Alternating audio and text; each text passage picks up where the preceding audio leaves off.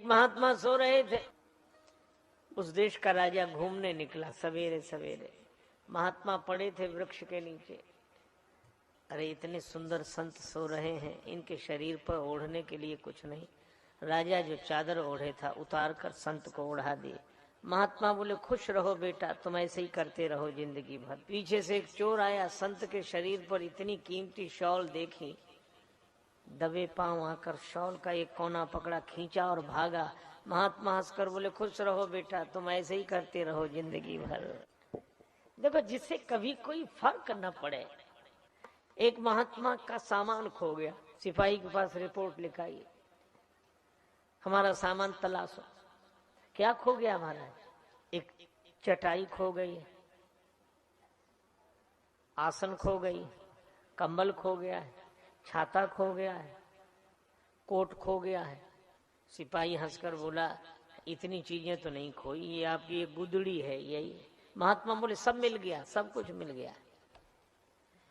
जब इसे बिछा कर लेट जाते हैं तो चटाई, और बिछा कर बैठ जाते हैं तो आसन, ओढ़ कर चल देते हैं तो कोट,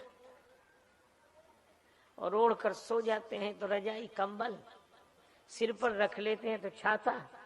सब कुछ मिल गया, सब कुछ मिल गया। उसमें ही प्रसन्न है। अगर देखा जाए तो बाहर की चीजों का अभाव साधु के जीवन में भी और भिखारी के जीवन में भी। साधु के पास बस कपड़ा लपेट लिया, ये ओढ़ लिया, चल गया काम। और भिखारी के पास भी ऐसे ही, न भिखारी का कुछ ठिकाना, कहाँ रहेगा, क्या खाएगा, न साधु का कोई ठिकाना।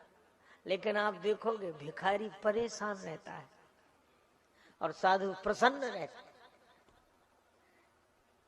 क्यों? क्योंकि भिखारी के जीवन में जो बाहरी चीजों का अभाव है, उसका भाव उसके मन में है।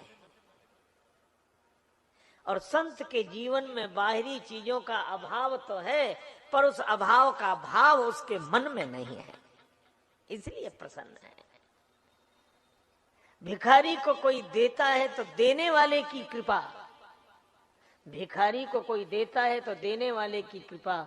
लेकिन जब साधु किसी के द्वार भिक्षा लेता है तो देने वाले की नहीं, लेने वाले की कृपा।